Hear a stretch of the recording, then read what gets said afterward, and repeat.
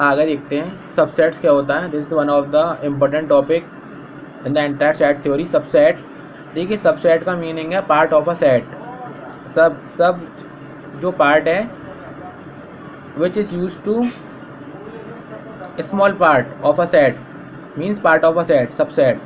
तो इसकी डेफिनेशन क्या होती है, let A and B two sets. देखिए स्टूडेंट, जब भी यहाँ पे बात होगी A and B two sets, तो बाय डिफॉल्ट इन सेट को हम मान के चलेंगे कैसे, नॉन एम्प्टी सेट है। Let A and B two non empty sets if every element of A is an every element of E. जितने भी ए के एलिमेंट होंगे वो सारे किसके अंदर होने चाहिए, बी सेट के अंदर होने चाहिए।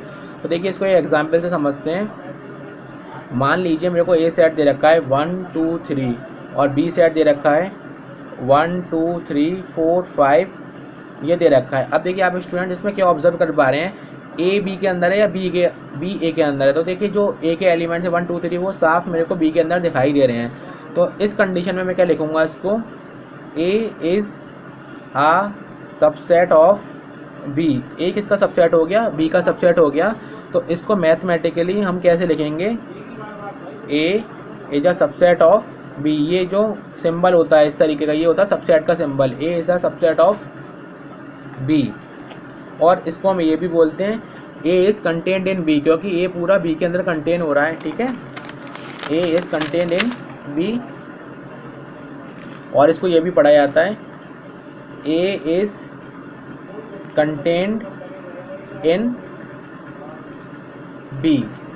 ए इज कंटेन्ड इन बी मतलब बी के अंदर ए पूरा आ रहा है। तो हम इसको ऐसे समझ सकते हैं, यदि ए सबसेट है बी का, कहने का मतलब है यदि बी के अंदर ए आ रहा है तो इफ़ ए बिलोंग्स टू ए, यदि ए को बिलोंग करेगा तो वो ए बी को भी बिलोंग करेगा, ए belongs to be.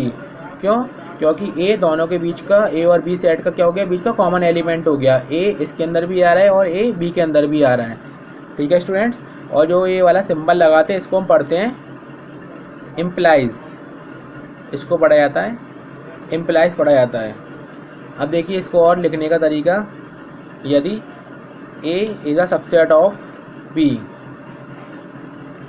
A is a subset of B, तो हम ये कह सकते हैं बी कंटेन्स ए, या ऐसे भी बोला जा सकता है B is superset, B is superset of A भी बोलते हैं। और इसका जो नोटेशन है वो इस तरीके से लगाते हैं, इस तरीके से A is a subset of B. यदि हमने इसका जो फेस है वो टर्न कर दिया है, फ्लिप कर दिया, तो इसको बोलेंगे बी कंटेन्स ए, क्योंकि अब बी के अंदर ए आ रहा है और B is the superset of A. आया फाइन माय स्टूडेंट्स। यदि कोई सेट यदि कोई सबसेट नहीं है तो इसको ऐसे लिखेंगे A is not a subset of B, तो इसको ऐसे लिखेंगे A is not a subset of B. A is not a subset of B को ऐसे लिखा जाएगा A is not a subset of B. इसको हम डायगोनली जो इसका सिंबल है सबसेट है उसको क्रॉस कर देते हैं इस तरीके से। तो यहाँ पे लिखेंगे A is not a subset of B. अब आगे बढ़ते हैं, प्रॉपर सबसेट और इम्प्रॉपर सबसेट क्या होते हैं। अब प्रॉपर सबसेट की डेफिनेशन होती है, proper subset is the part of a subset. Proper subset, proper subset क्या होता है, मान लीजिए यदि if A is a subset of B, A किसका सबसेट है, बी का, and A not equal to B, और ए बी के बराबर नहीं है, तो इस कंडीशन में बोलेंगे A is a proper subset of B. A is a proper subset of B. इसको एग्जाम्पल समझते हैं, दो सेट लेते हैं ए और B, let A equal to, अब देखिए यहाँ पे क्या बोला है, ए बी के बराबर नहीं होगा। तो ए के मैं कुछ एलिमेंट लेता हूँ 1 2 3, और बी मैंने सेट ले लिया 1 2 3 4 5। तो यहाँ पे क्या मैं क्या बोलूँगा, A is a subset of B. तो यहाँ पे ऐसे बोलेंगे प्रॉपर सबसेट। प्रॉपर ये इसलिए क्योंकि जितने ए के एलिमेंट है वो इसके अंदर है, लेकिन दोनों सेट आपस में बराबर नहीं है। ए के अंदर 3 एलिमेंट है, इसके अंदर 5 एलिमेंट है। यदि इसके अंदर यदि यहाँ पे 2 एलिमेंट होते 4 और 5, तो नीचे में क्या लगा देता, इक्वल का साइन।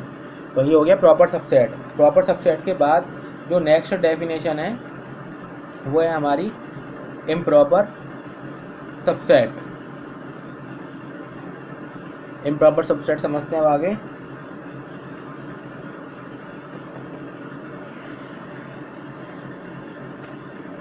इम्प्रॉपर सबसेट को वैसे समझते हैं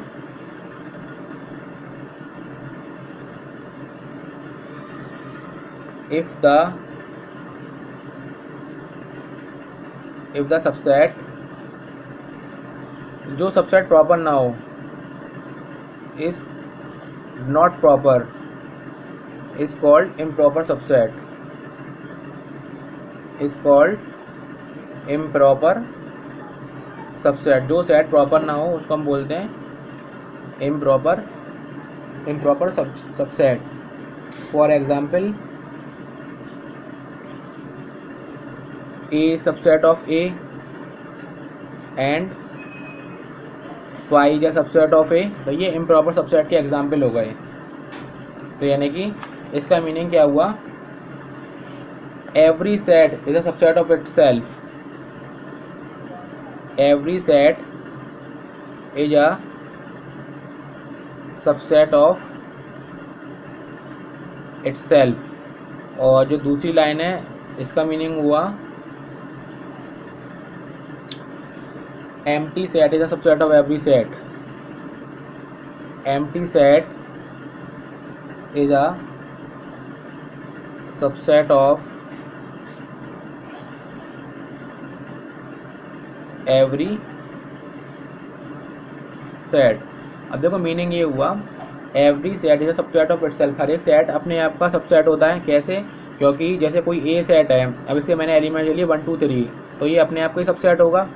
और दूसरा क्या है, फाइव ये सबसेट ऑफ इटसेल्फ। फाइव कैसे होगा, अब जैसे मैंने अभी बताया ए सेट लिए, इसके अंदर एलिमेंट ले लिए 1 2 3, अब मैंने इसको छुपा दिया तो मेरे को क्या बचा, ये अगर मैंने जो अंदर के एलिमेंट्स हैं इनको हाइड कर दिया तो केवल मेरे पास ब्रैकेट ही बचे। इन ब्रैकेट को हम सेट की लैंग्वेज में बोलते हैं five set, empty set, non empty set, void set, null set. समझ में आया। तो यानी कि जो इम्प्रॉपर सेट्स वो क्या होते हैं, जो फॉलो करता हो every set is a subset of itself, हर एक सेट अपने आप में सबसेट है, और दूसरी इटसेल्फ खुद का। और दूसरी बात है empty set is a subset of every set, और एम्प्टी सेट भी सभी सेट का सबसेट होता है। तो इसको इन दोनों कंडीशन को कंबाइन करके बोलते हैं इम्प्रॉपर सबसेट। अब प्रॉपर सबसेट आपको समझ में आ गया। प्रॉपर सबसेट में क्या होता है, ए नॉट इक्वल टू बी, जिसमें ए बी के बराबर नहीं होता और ए यहाँ पे सबसेट होता है बी का। Clear students. तो इस कंडीशन में हम बोलते हैं प्रॉपर सबसेट, और ये हो गया इम्प्रॉपर सबसेट। अब आगे ये जो मैं एक की पॉइंट लिखाने जा रहा हूँ, ये आगे प्रूविंग करने के काम आता है क्वेश्चंस में। One of the important point,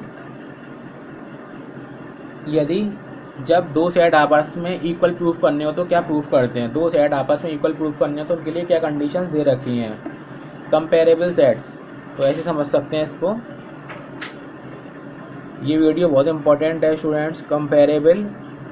comparable set, comparable set का मतलब क्या है, two sets are set to be comparable. अब कंपेयर करूंगा तो कम से कम दो सेट में कंपेयर करके दिखाऊंगा। इफ इधर या तो ए सबसेट बी का हो और बी सबसेट ऑफ ए का हो। तो यहाँ से बात साफ मालूम पड़ रही है, यदि ए बी के अंदर आ रहा है या बी ए के अंदर आ रहा है, तो इससे एक मीनिंग क्लियर होके आ रहा है, तो दोनों क्या होंगे, आपस में इक्वल होंगे।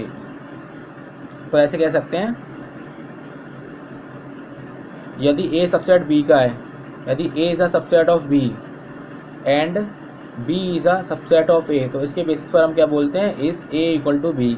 यदि अब ऐसा प्रूफ कर पाएँ, यदि ए सबसेट बी का है और बी सबसेट ए का है, तो उसके बेसिस पर हम क्या बोलेंगे, A equal to B.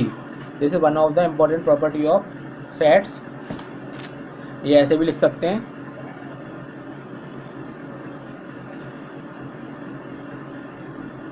if we prove that two sets A and B are equal, we must prove that A is a subset of B A is a subset of B and B is a subset of A, तो इसके basis पर हम लिखेंगे इस ए equal to B. ये भी इस result का ही एक पार्ट है। अब यदि हमें टोटल नंबर ऑफ सबसेट्स निकालने हो, the total number of subset of finite set containing an element. अब इसका मीनिंग क्या है,